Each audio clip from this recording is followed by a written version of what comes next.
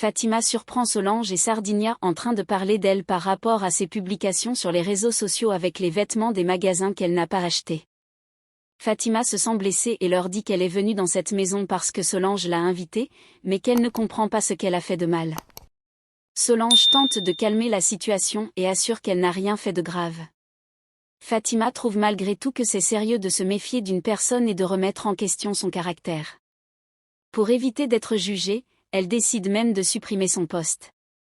Pendant ce temps, Renato discute avec Rubino. Il plaisante en disant qu'il est devenu si vieux que son ami ne le reconnaît plus. Ils se taquinent sur leur apparence et se rappellent leur jeunesse, leur sortie. Rubino raconte que Dios a abandonné la musique pour devenir ingénieur chimiste à Dubaï. Renato trouve cela triste, car beaucoup de talents quittent la musique à cause des difficultés de la vie. Plus tard, Fatima raconte son passé à Solange et Sardinia. Elle explique que son père disparaissait parfois pendant des semaines à cause de l'alcool, puis revenait avec des cadeaux et des promesses. Elle avoue que sa mère a beaucoup souffert. Son grand-père maternel était un grand propriétaire terrien, très traditionnel, et il n'acceptait pas que sa fille épouse un musicien. Fatima dit qu'elle ne veut même pas chercher ses parents sur les réseaux sociaux, car parfois il vaut mieux ne pas savoir. Ensuite, Rubino parle avec Yvan. Il lui confie qu'il n'a pas osé dire la vérité à Renato, qu'il est ruiné. Il ne veut pas décevoir son ami qu'il admire encore. Il avoue qu'il a menti en disant qu'il vivait à New York, mais qu'il espère que cela deviendra vrai un jour. Plus tard, Solange et Sardinia se préparent pour partir. Fatima arrive joyeusement, les salue et leur souhaite bon voyage. Ensuite, Fatima met son plan à exécution pour séduire Afonso. Elle attrape un cafard, l'amène dans la salle de bain, se déshabille et crie au secours. Afonso arrive affolé. Elle lui explique que c'était juste à cause d'un cafard. Solange arrive à son tour, étonnée. Fatima invente qu'elle a juste paniqué. L'atmosphère devient gênante. Plus tard, Renato parle avec Marco Aurelio. Il se plaint d'avoir perdu un billet en or ayant une valeur sentimentale. Marco Aurelio se moque gentiment de lui, rappelant que ce billet venait d'un vieux pari. André demande à son père s'ils vont rendre le billet oublié. Son père confirme et explique qu'ils iront ensemble après les cours. Sardinia rassure ensuite Solange. Il dit qu'il croit maintenant que Fatima n'est pas coupable, même s'il a du mal à oublier l'image gênante de la voir en sous-vêtements chez eux. Fatima revient vers Afonso toute souriante. Elle lui annonce qu'elle a réussi son premier test comme mannequin. Afonso la félicite gentiment. Elle essaie de prolonger la discussion, propose de lui préparer le petit déjeuner, mais il refuse poliment. Elle insiste pour un café, mais il décline encore. Fatima comprend qu'elle n'arrivera pas à le séduire et lui souhaite finalement une bonne journée, frustrée mais souriante en apparence. Yvan réunit Luciano, Consuelo et Alded et leur montrer un document très important. Son plan est simple mais audacieux. Il veut que le dossier arrive discrètement entre les mains de Marco Aurelio, mais seulement après son approbation officielle.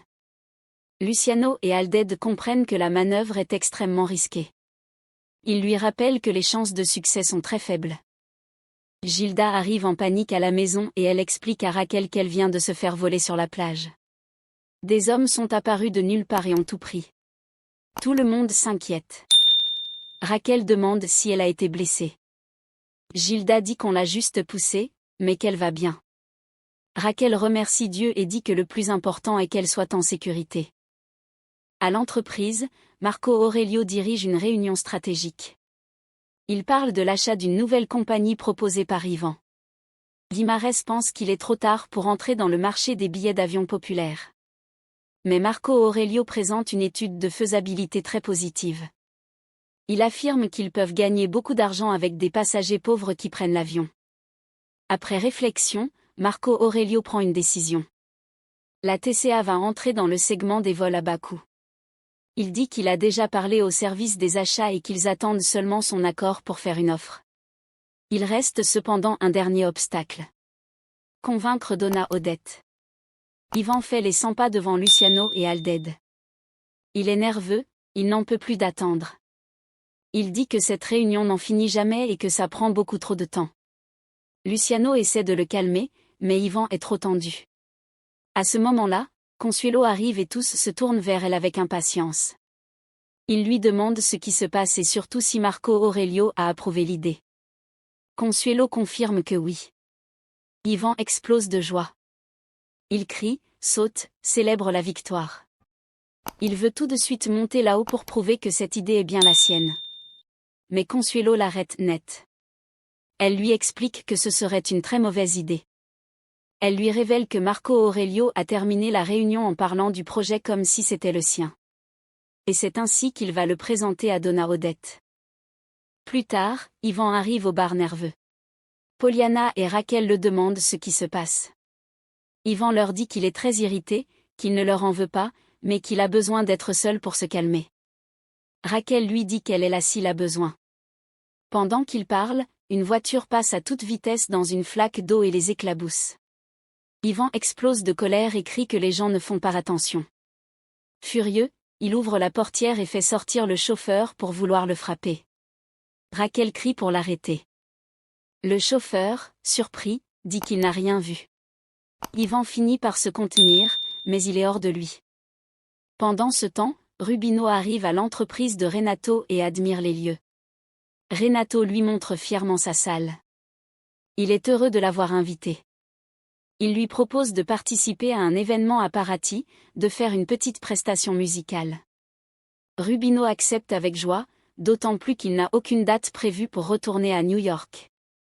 Raquel gronde Ivan. Elle lui dit que rien ne justifie sa réaction violente.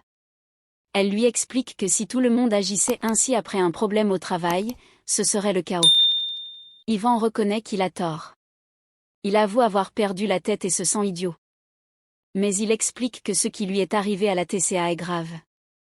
Marco Aurelio lui a volé son idée, celle qui pouvait changer sa vie. Raquel comprend, sa colère et sa frustration. Mais, au restaurant, Poliana parle avec un client qui mange.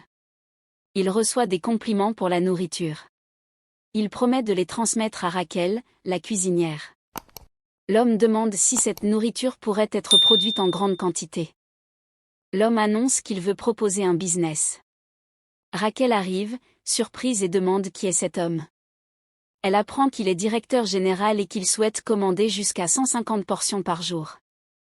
À la plage, Fatima se filme. Elle dit qu'elle est mannequin, qu'elle travaille le lendemain et qu'elle veut un bronzage naturel. Elle remercie ses abonnés et termine sa vidéo. Puis elle voit Daniela vendre des sandwichs de Raquel. Elle met des lunettes et une casquette pour cacher son visage. Elle commande un sandwich à la ricotta et un autre au houmous. Elle goûte et adore. En secret, Fatima savoure le sandwich préparé par sa propre mère. Plus tard, Claudia parle avec Marco du projet d'achat d'avion. Elle lui demande pourquoi il doit encore étudier si le projet est déjà le sien. Marco esquive en disant qu'il doit travailler. Raquel va chez Ivan et le reproche d'avoir demandé à Alded de voler des informations de la direction.